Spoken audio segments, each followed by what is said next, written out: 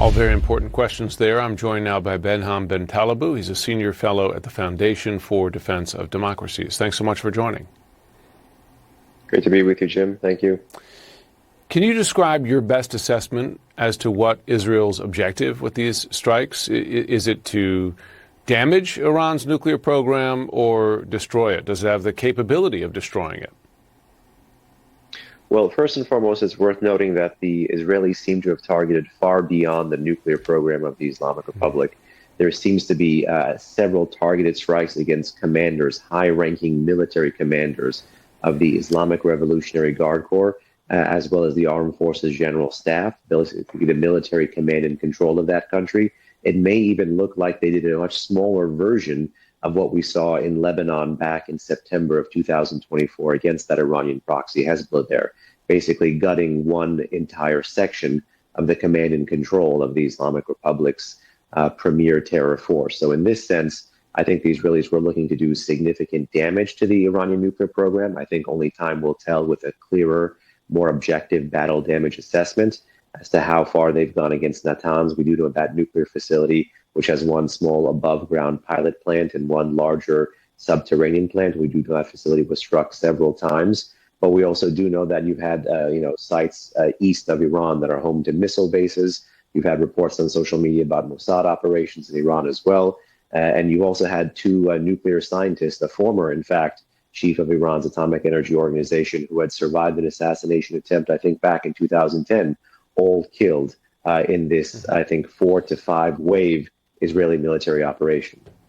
So to that point, my next question was going to be, is the objective right up to and including an attempt at regime change? I don't know anything related to a potential Israeli strike against the supreme leader of Iran's house or office or that political establishment. Thus far, there seems to be a lot of military targets.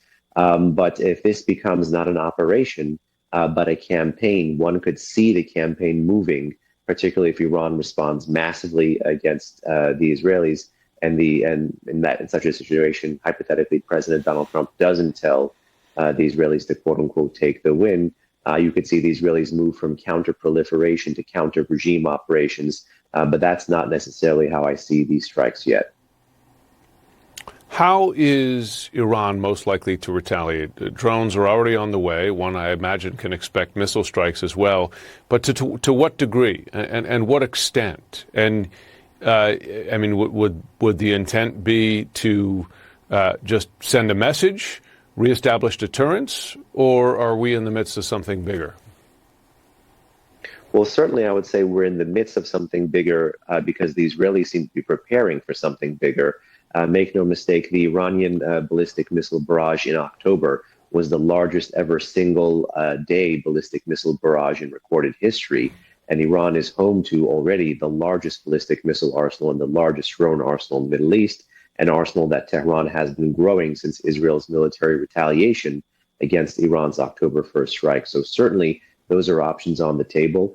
Particularly, I think you've had the drones come out first. That looks a lot like the April Iranian attack against Israel, where you had drones that took anywhere from 5 to 7 to 9 hours to reach their destination. That could be paired with ballistic missiles. But the real X factor in this question is not what Iran might throw at Israel, but would Iran widen the war directly or indirectly against U.S. positions, some of which, as you mentioned, were vacated in the Middle East. President Trump was invested in nuclear negotiations. There were negotiations scheduled for this Sunday. Did Israel defy the U.S. with these attacks? You know, this might sound a bit countercultural, but the moment I saw the U.S. and particularly American press talking about the downgrading or the downsizing of those diplomatic facilities and sending families home in the Persian Gulf region, I thought that there is a world in which, it might be low probability, but there might be a world in which the president entered office in 2025 thinking that negotiations with Iran would be, cheap and easy, and that a nuclear deal, a better nuclear deal than the Obama era one, would be around the corner. And I think political frustration in reality might have actually pushed him to even entertain green lighting or being okay with, perhaps not green lighting, but being okay with an Israeli military attack that might be the means to get him to his diplomatic end. So unless this becomes a much wider total war, there still might be the chance for the president to keep pushing for something of a diplomatic solution. And here I would actually keep your eyes on the Europeans as well, who might be keen actually to step in and mediate and say there might be an off-ramp here. But no doubt Israel took a high risk in what they may be hoping for high reward move. Well, what would the diplomatic, you're saying another chance at nuclear negotiations even after Israel has struck the nuclear sites? I'm not saying immediately nuclear negotiations. If I had to put money on it, I don't think the Iranians would show up on Sunday, but I mean, time will only tell, particularly if they launch their counterattack as soon as, the reported waves of drone strikes that you mentioned. But there is a world in which a wounded regime is left there in place, and Donald Trump might be able to leverage prospective future Israeli rounds to tell the Iranians that the only thing standing between them and certain death is, of course, Donald Trump himself. Behnam Ben Taleblu, thanks so much for joining us this evening.